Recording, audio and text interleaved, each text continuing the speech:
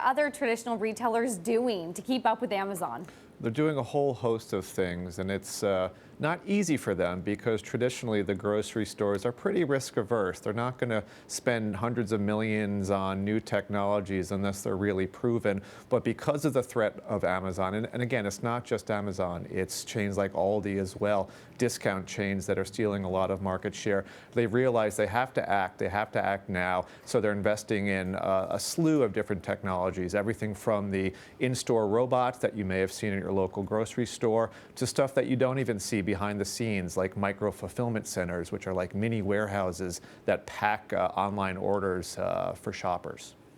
What has been the most quickly adopted technology? Is it this cashierless technology, or is it robotics doing those fulfillment of those aisles when we're all asleep? Well, some of the early technologies you might be familiar with, like self-checkout. Almost every store we go to has self-checkout, but that has glitches. You always have to call the attendant over because something happens. So what's really working for them, a lot of the shelf scanning robots is one that really has a huge payoff, because every time you go to a store, you can't find something that you're looking for, it's out of stock. That's a lost sale for a retailer. That is a big loss for them. So if they're able to figure out what they're out of stock quicker, rather than having the human employees walk through the aisles for hours on end, if you've got the robot doing it for an hour or two, those are sales that you're quickly grabbing back, and that translates into profit for these guys. That's what they listen to.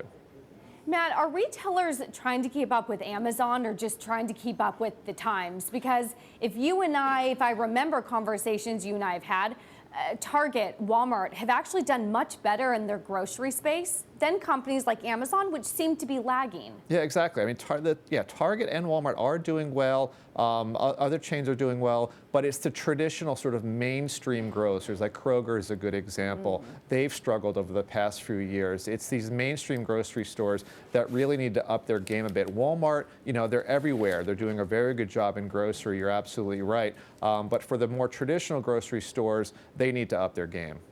How much is this costing them on the bottom line? Well, they're not saying much about it yet. And so far, at least, a lot of these are pilot tests. They're only in a couple stores, so it's not costing them a whole heck of a lot of money yet. But if they want to deploy these, at scale, it is going to cost them quite a bit of money. And then they're going to have to make decisions. Is this what we're going to spend it on, or that? And those are going to be pretty tough decisions that are going to determine who the winners and losers are going to be going forward.